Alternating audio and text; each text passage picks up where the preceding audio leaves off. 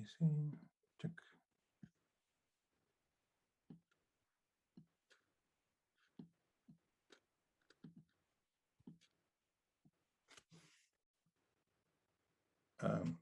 So you tell me when I start.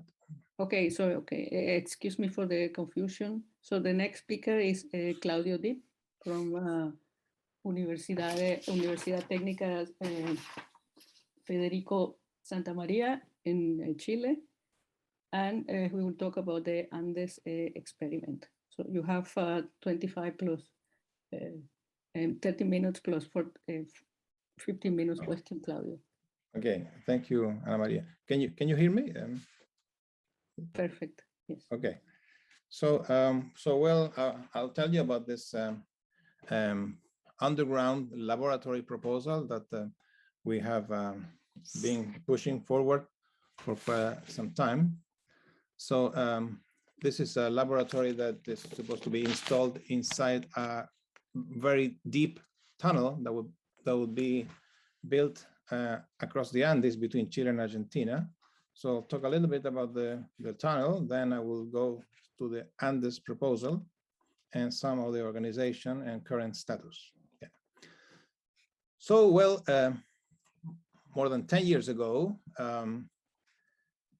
Xavier Bertou came with the idea and he proposed to have an underground laboratory using an opportunity that there is a tunnel that was planned to be built under the Andes between the province of San Juan in Argentina and the region of Coquimbo in Chile. This is latitude around 30 degrees south. There is a pass right now, but it's very high and it's usually cut in the winter. So the idea is to build a tunnel. And the tunnel will be at a bit lower altitude, and it's a quite long tunnel, the Agua Negra tunnel, because the pass is called the Paso de Agua Negra. So the tunnel will be about 14 kilometers long, and you see the altitude of the pass is 4,780 meters above sea level, so it's very high.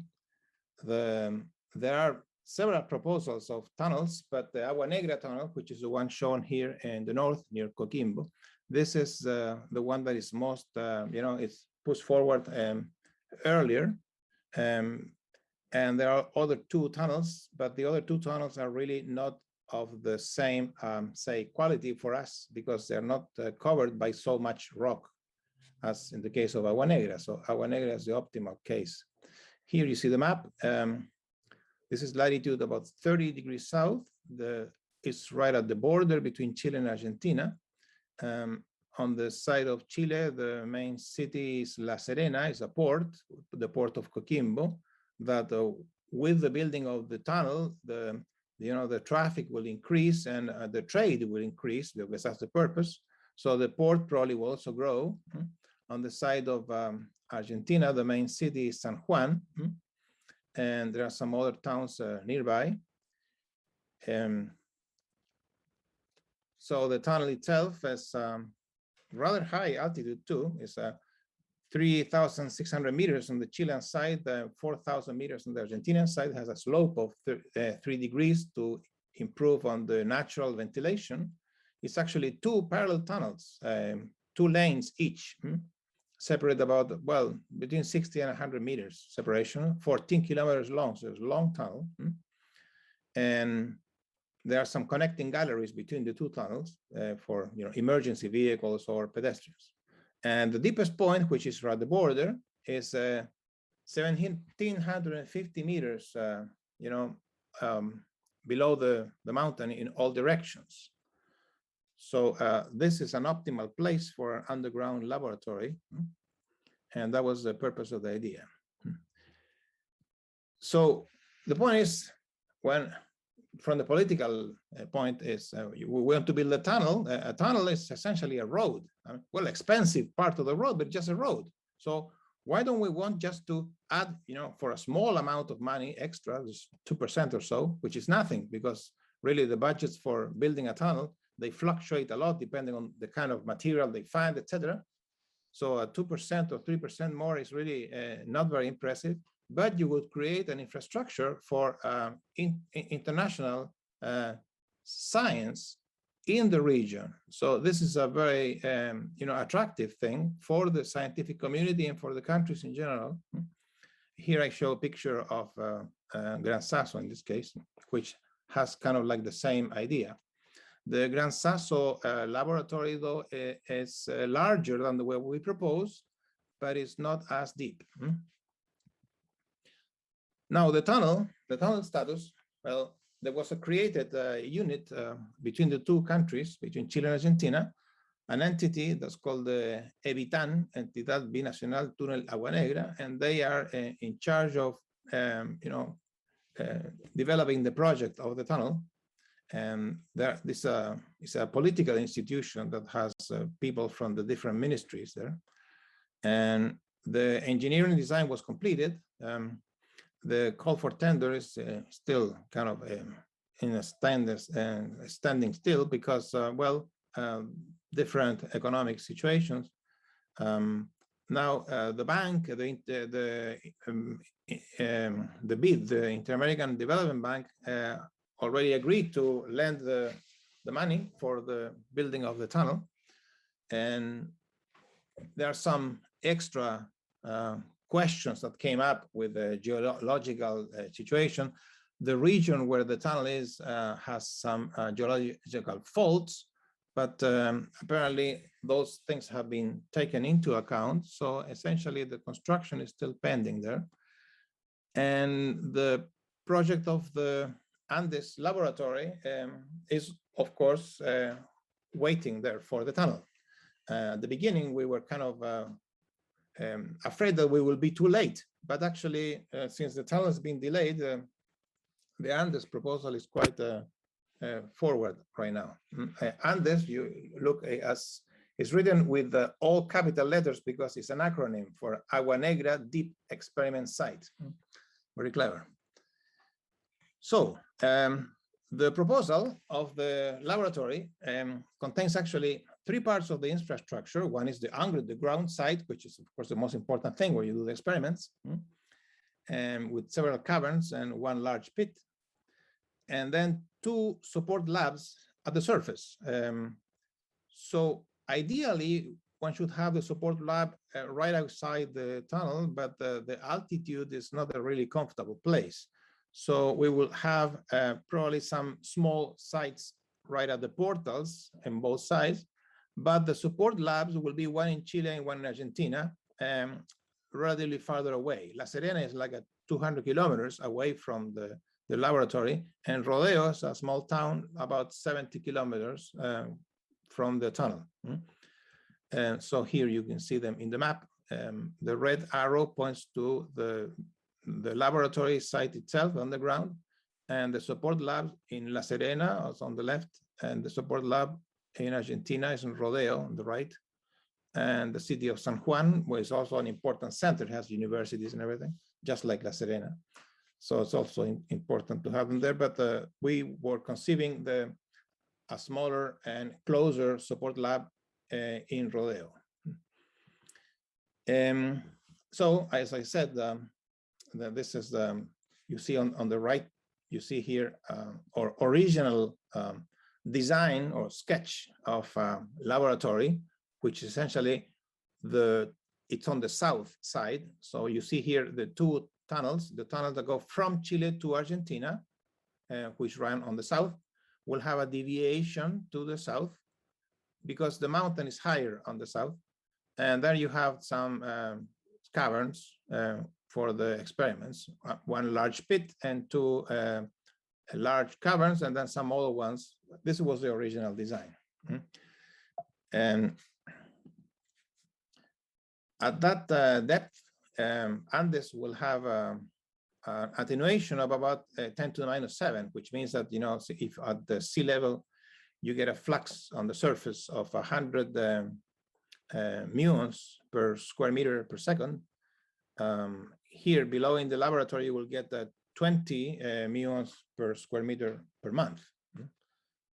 So it's one of the deepest sites in the world, about the third or fourth deepest site.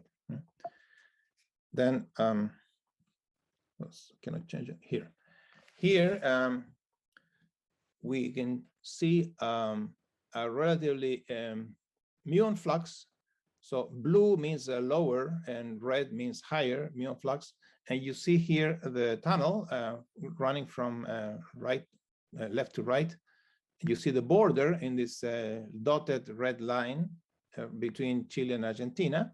And one possible place for the laboratory is right at the border, which is actually quite good in terms of the muon flux is relatively, low. But there is also another point which is at 1/3 of the length of the tunnel from the Chilean side. This is about 4 kilometers from the Chilean entrance and 10 kilometers from the Argentinian side. This point here is a bit better in the sense that the ventilation plant is right there. So this is important. So otherwise we'll have to put, tubes that go back and forth, etc. This is something, of course, has to be decided still. For political reasons, it's better, to put it right at the border. But if you're underground, actually, the whole terrain underground is supposed to be binational. So subtleties, anyway. Here you see the map of the world with different underground labs. So Andes would be the first in the southern hemisphere, well, except that Stawell is built in Australia. However, Andes is deeper and is actually much larger in terms of size than Stawell. So the design of the laboratory, of course, is tied to the scientific program, what we want to do. So what we want to do in this laboratory is essentially, I will show here, is the most of the typical things that you do on an underground lab for, having a place like that with small background. Neutrino physics certainly is something. And that's why we envision a large pit to fit a large detector there. And dark matter is an issue that, well, the one thing is to be in the south is maybe you can check for modulation measurements, but actually dark matter searches will continue for quite a long time. I mean, we have to know a lot of things about dark matter. I mean, even it's most likely, I would think that there are many components of dark matter. It could be that there's only one, but that's kind of unlikely. You think that normal matter has all kinds of composite things. Well, dark matter may as well have something, more complex than just simply one type of particle. Then there are other kind of experiments also in the area of physics, nuclear astrophysics. If you have a site with very low background, you can do very fine measurements of nuclear reactions, which would help understand the production of energy in the stars, in the sun in particular. So this is also an important issue. Actually, Gran Sasso has some of these experiments. Then, of course, if you're in South America, in the Andes, which is a very active geological region, many earthquakes and so forth and so on, you have the plates going one under the other. So geophysics is a very important thing. So there will be also a part of the laboratory dedicated to geophysics. And biology as well is being studied. Biology in, say, so-called in extreme environments is also very interesting. The effect of the normal radiation that we are exposed on the surface of the Earth, it would be important also to study in terms of reproduction and mutation, etc. And in general, low radiation measurements with different applications is also something that can be done.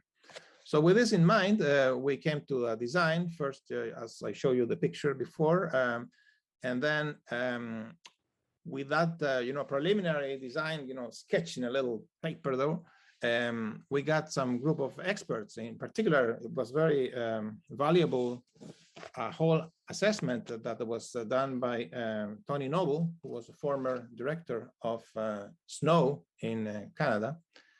And with all that documentation, we gave this to Lombardi, which is the engineering firm in charge of the project of the tunnel, to develop some conceptual design. And they came up with a design, which was a place much larger in terms of distances that we actually planned, because for the stability of the rock, it's better to have the caverns further away. And actually for the experiments, it's also better if you have the caverns far away in case of you have, you know, kind of contamination from one to the other. I will show you that later.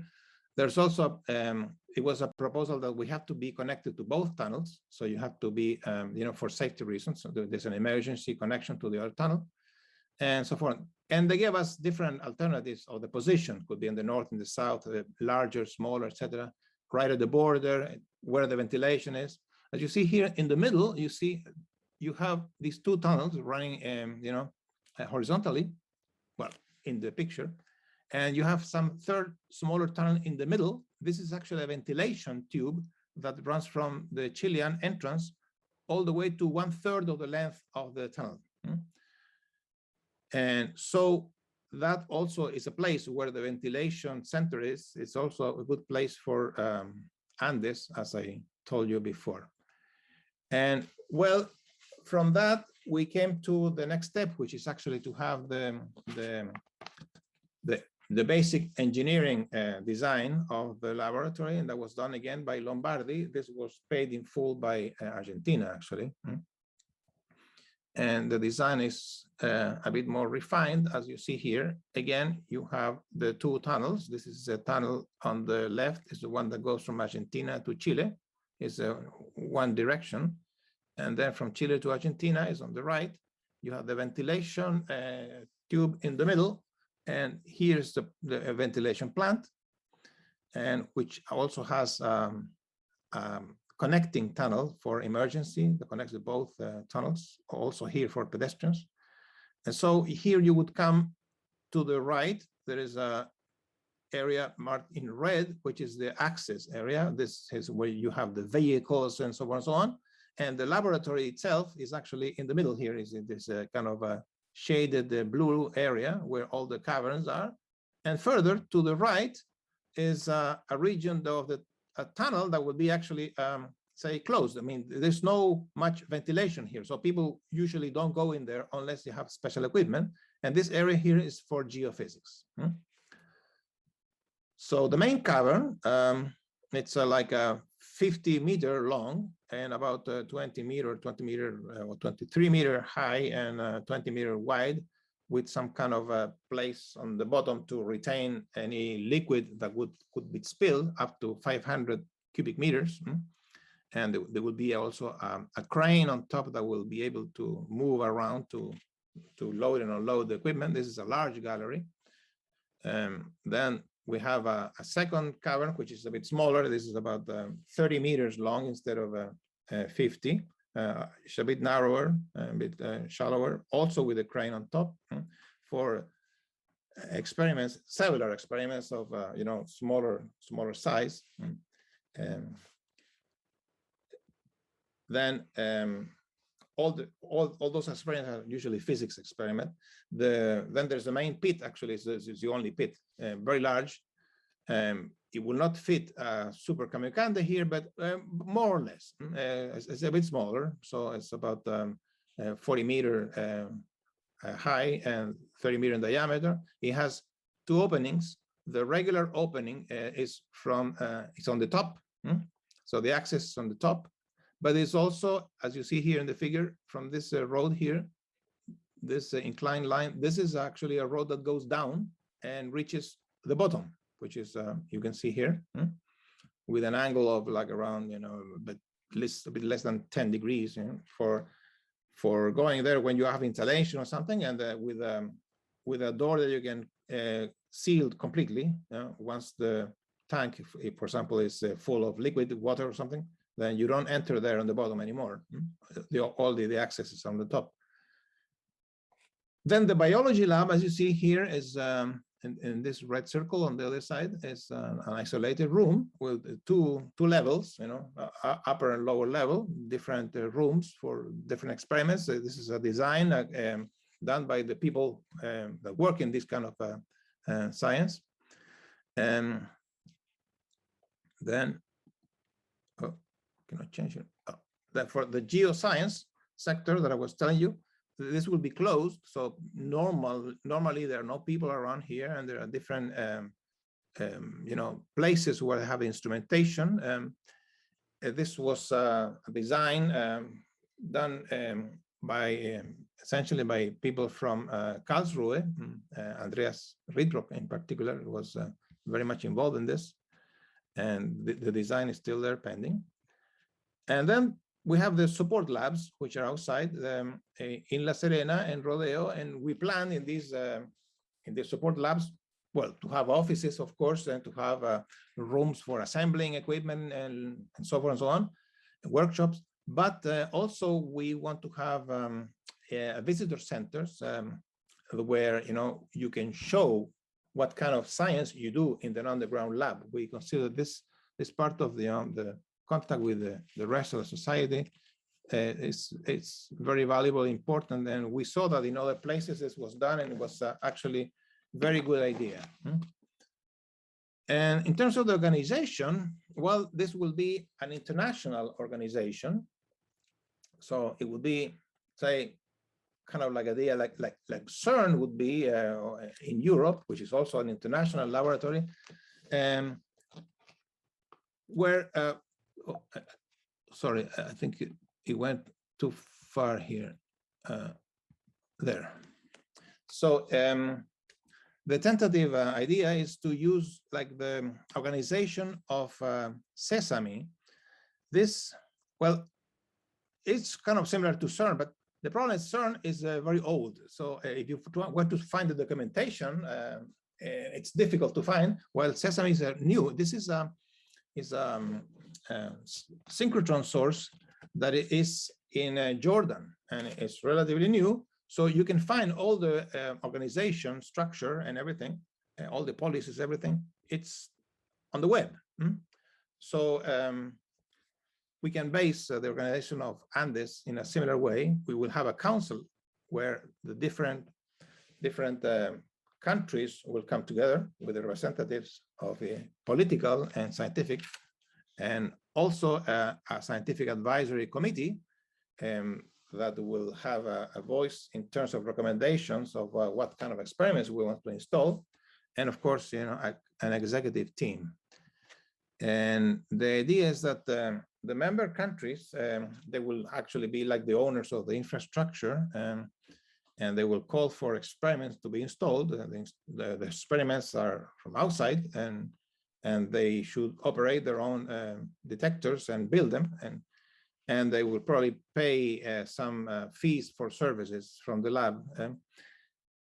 And the member countries, certainly they will have some kind of you know, privileges in terms of the participation. The costs, well, the estimated cost for the laboratory, it depends on the volume that you have to build in the galleries and so on and so on. So it's between $40 and $80 million, we estimated, which is around between 2 to 4% the cost of the tunnel. You have to consider that in the construction of a tunnel, the fluctuation of the cost could double. So 4% is really not significant. And the support labs, well, these are buildings that probably will be of the order of $1 million each or so. And the yearly operation, if we have full laboratory, which will probably take place, I would imagine, in 10 years after being built, it will be, if we take a scale from what happened in other laboratories, it would be like $2 million a year, which has to be, of course, shared among the member countries. And the current support, the initiative was received a good support from the Ministry of Science in Argentina in 2012. Chile did not have a Ministry of Science at the time, so we couldn't really get any official approval. Then CLAF, the Centro Latinoamericano de Física, created a unit, the Andes unit, to have all the financial operations centered in CLAF as an international office. Andes also received one of the 4 top recommendations of LASFRI, which is a new initiative. And this is very important to us. It means that Andes has a lot of support in the scientific community in Latin America and actually in the world. This is a very important thing. And then, well, we have support letters from different people in the scientific community. In particular, actually, we have a letter from Takaaki Kajita from 2011. He is a Nobel Prize winner, but he wrote this letter actually before he got the Nobel Prize. And so I took some extract of the letter he wrote. Actually, he was very enthusiastic about this. He was in Chile actually a few years ago, invited by the astronomers, and gave a talk in the Ministry of Foreign Relations. And he actually went there and he mentioned Andes as an important initiative. And well, Art McDonald, I met in a conference, neutrino conference in London, and I just approached there to say hello, and he immediately said, "Oh, you are in charge of Andes. Very good. How is that?" So he knew already about this initiative, and he offered the support. He said, "You know, if you need the letter, just let me know who I should write to." At the time, of course, there was no Ministry of Science, so I asked him to write a letter to the Ministry of Education, which is the ministry from where the science agency depended. Right now in Chile, after from the last 3 years, we have a Ministry of Science. So Andes, of course, was presented to the Ministry of Science, and it was very much in favor, the ministry, but of course, the problem is the tunnel. So he said we should keep an eye on how the tunnel project is developing, and as soon as it's catching up, we should make sure that Andes is included. And well, you can see here a list of collaboration agreements with different institutes in Latin America and the world. And to get this going, it has been a lot of effort for a lot of people, I have to say. You know, I was very impressed with that. There were 6 workshops for the design of the laboratory, you know, assessing the scientific merits and what kind of experiment should be done, etc. And then, as I mentioned, the technical assessment done by Tony Noble, the former director of SNO. And there was a conceptual design, as I said, done by Lombardi. Then there was a design of the geoscience sector, the biology sector, etc. And the government of San Juan in Argentina, they committed the funds to pay the engineering studies, and actually they did. So that was also very important. In Chile, it was very complicated to get that money because, the regions are not so independent from the central government, and the central government did not show much interest at that time. So it was very difficult to get that, and not to delay this. San Juan said we put and pay the full study. Well, in the meantime, since we don't have a tunnel, some kind of activity is done for underground physics, in particular in Argentina, the Mina Sierra Grande, which actually is a historical site where there were already done some dark matter searches in the past. Now there's a plan to install there some Skipper CCD, which would also be sensitive to dark matter in the low mass dark matter particles. Mina Casposo has, the advantage that it's in the San Juan province, so it's close to the site of Andes. It's about 300 meters underground, and there's some ideas of installing equipment to make muon flux measurements and so on. In Chile, Universidad La Serena has a mining school, engineering school, and they had a mine actually. They have a mine, and with the underground site also about 400 meters. Unfortunately, the apparently the site became geologically unstable, so they suspended all activity there. And they have other mines, but the other mines are still at the level that they're not really provided with energy and ventilation and so you have to go there with special equipment. So it's not really good to put experiments there, but maybe in the near future could be. Now, the other thing is that, well, Chile is a country with a lot of mining industry, and they have actually the largest copper mine in the world, Chuquicamata, which is an open pit. But the pit is now so deep that it's more convenient to start digging now from the side of the mountain. And so they're digging large tunnels for access the bottom area where the material is, the copper ore. And in those tunnels, we're trying to investigate the possibility of installing also some scientific experiments. Some of the tunnels are actually also quite deep, like 900 meters below the surface. So the coordination team, well, Xavier Bertú is a general coordinator, and he was the original proponent of this idea. In Argentina, Osvaldo Civitaresia played a essential role, and Alberto Chegoyen as well. In Chile, I'm the coordinator. Juan Carlos Elos from Universidad de La Serena has been also very important in this part of the work in the side of the mountain. In Brazil, Ron Scheller and João dos Anjos has helped us a lot in coordination of this. In Mexico, Juan Carlos Dolivo and Luis Villaseñor. But I have to say that really there are many other people involved, and I would be, short of time to name them. And so I thank all of them for this effort and initiative. What I say in summary is that this laboratory has a lot of support from the community, and it will be a wonderful opportunity to educate new scientists, to build an international collaboration, and to integrate our Latin American countries around scientific objectives. So thank you. That's all.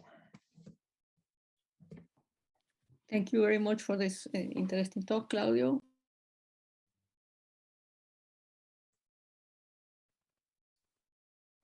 Ana Maria, you're muted. Sorry. Thank you very much, Claudio. If you have questions. So Claudio, here Marcela, good morning. Well, hola, Marcela. Hola. So very interesting talk. I learned a lot of things that maybe I heard in the past, but I didn't have them clear in my mind. So thank you. I'm curious to ask, of course, how do you see things moving forward? And I have been discussing a bit with Xavier and thinking about how to help from the outside, or outside from the region, basically. And so I would like to maybe to hear from you what you think would be the best that we can do, or the ideal. I understand that maybe not all possible. Yes. Well, certainly we need the tunnel. So for that, that's a political decision, and I don't know what else could be done. I mean, the problem is that this is not Europe. So the countries in Latin America, each one has his own way of doing things. So everything becomes a bit more complicated. The economies fluctuate a lot, etc. So I would not know what else to do there. Maybe at some point writing letters to the Ministry of Science and so on and so on. But what I think it's very important, particularly I would see in the case of Chile, but probably many other countries, one should have a larger community of scientists. We should train more people, more young people that would, be interested in this kind of science. This is a very important thing, because if you can show that you have really a lot of people formed and successful people, that shows a lot. We have done this in particle physics in Chile for not too long. I mean, the first time we started doing experimental particle physics in Chile was like in 2007 or so, when we joined Atlas. So it's a very, young community, but still we have, some good people. So that would be very important, I think. And also to create probably, well, we're doing that already, to create a collaboration between our countries, you know, Chile, Brazil, Argentina, Colombia, Peru, etc., in having you know, joint proposals for things. Even when we don't do them in Andes, which doesn't exist yet, we should still have some, you know, common collaboration. Yeah, that's probably something that LASFRI can help. Yes. In that direction. Yeah, and I was thinking also, obviously, without the tunnel, there is no laboratory, and the tunnel is a bit beyond our reach in decisions. But on the other hand, I think that maybe trying to reach out to politicians in some, I'm sure you are doing that, but you know, in a stronger way, and maybe with some support from outside of the region, to make them see how relevant this project is, one, and if the tunnel is constructed correct, and that could be a useful thing. Right. Thank you, Claudio. Thank you, Marcela. More questions? Rogerio has a hand up. Yeah, Rogerio? First I want to second Marcela that lastly, and if we create this association, we can certainly apply for different things, or you know, any ideas that you may have. This would be great. And second, the question is that I also think it's a great idea what you guys are doing. That meanwhile the tunnel is not built, to try to build instruments to put in this caverns, these mines. This would be wonderful. So I want to know more details about this, Claudio. You mentioned this experiment in Argentina where they plan to put skipper CCDs to look for dark matter. Is one of those experiments. I forgot the name. There is one that is being planned in Argentina for dark matter searches. Is that the one, or is something different? Well, I mean, I'm sure that there are some local experts here who know more about that. This is something I know from Xavier Bertú and Alberto Echegoyen. I understand that it is similar to DAMIC, which is installed in, oh, I see some hands there. Carla Yes. probably wants to say something. May I comment? Yes, this experiment is, the name is DM², and it's a single skipper CCD to explore dark matter, to see dark matter, light dark matter. We have, now the experiment is running at Bariloche, is running very well. We got a new skipper CCD now that we are testing, and if everything goes fine, we are planning to install in Sierra Grande in December. And it's a complementary experiment to Sensei, that is the one that is a Fermilab. It was running in Minos, and now they are installing in a Snow Lab. Perfect. Thank you, Carla. Is that related to Oscura, which is another experiment, I think?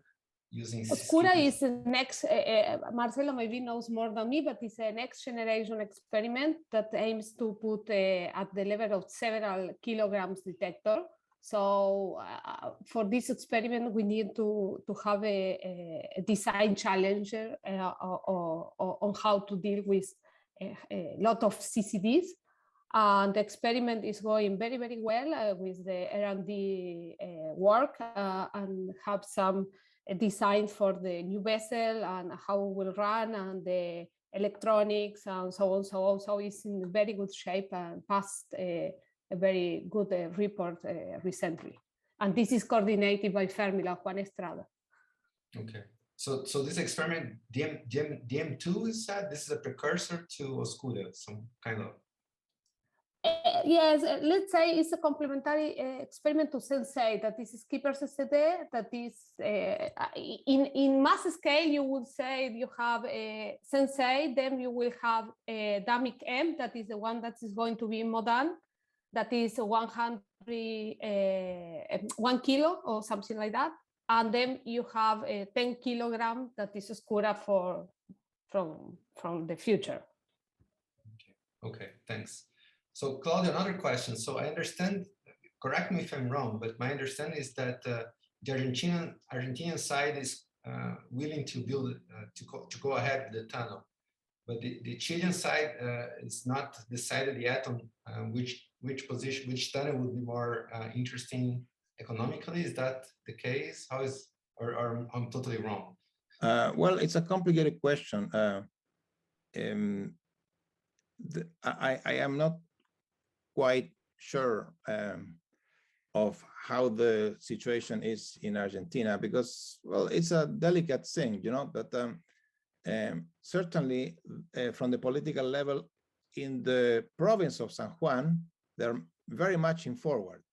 And I actually have to say that in the province, I mean, in the region of Coquimbo, also, they are very much in forward. I presented this to the Consejo Regional, which is a bit independent. The people there are a bit independent than the governor. The governor, up to recently, is a person appointed by the central government.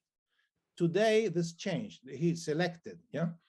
So this has to be, you know, revived again. But the problem is that the funds for the tunnel, which is a large amount of funds, has to come from you know, from federal government or central government in Chile, and that's a bit more complicated.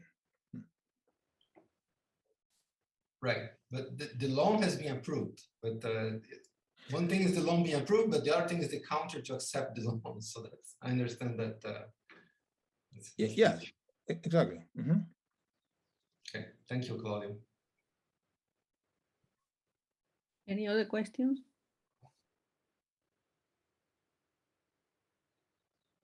If not, I again have a question, since this is not my field.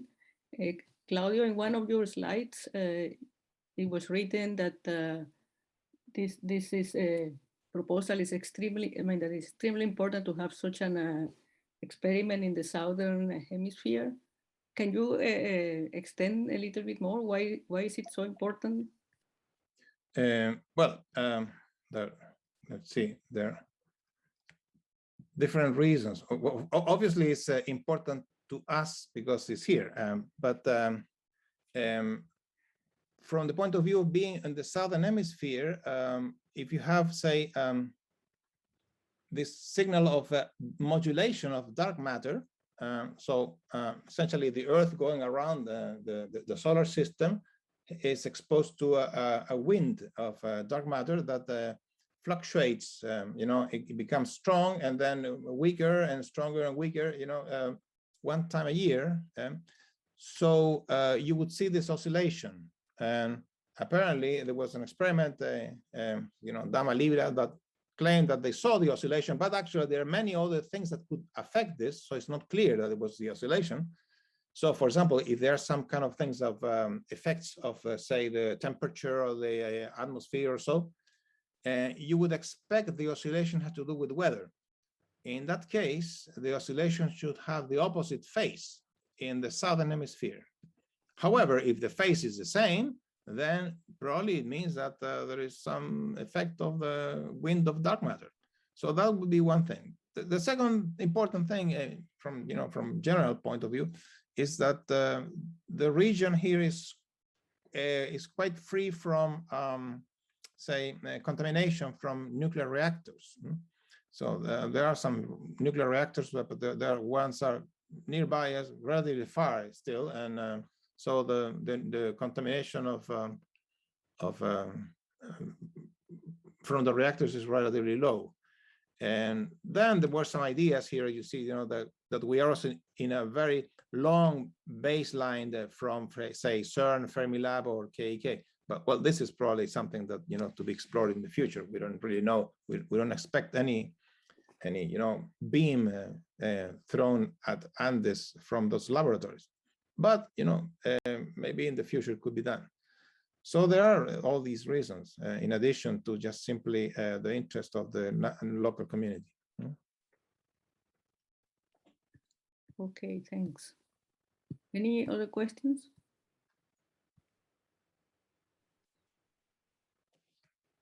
So if not, let me ask one more question. Yes. You mentioned that this is in a seismic zone. Yes. And this would be good for the geophysics experiments. Yes. But isn't there that also a problem for stability of the equipment and the other experiments in the physics experiments? Well, certainly has something that had to be taken care of. It was one of my questions too. You know, I'm not an expert on that. However, when you have earthquakes, and Chile has a lot of earthquakes and very strong, and what they tell me is that if you're under the ground, the movement of the earth is quite different. You know, different frequency. You know, the oscillation is much less. There is really no much damage, and in general, unless you have some loose rock in the tunnel, what you really have is you have a whole mountain that is a solid rock that it's very difficult for the rock to have long wave of long wavelength inside and with a lot of amplitude. So usually there is not much possibility of damage from the point of view of earthquakes, but you get to measure some in part of the spectrum. You get to measure things that you have never measured before, so that would be also very interesting. You can contrast this with, say, Gran Sasso. Gran Sasso is actually very close to L'Aquila, where there was this large earthquake that pretty much destroyed the city. But Gran Sasso didn't have much of a problem, I mean, in the laboratory itself.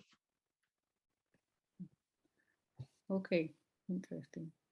So if there are no more questions, let's thank Claudio and wish that they finally build the tunnel.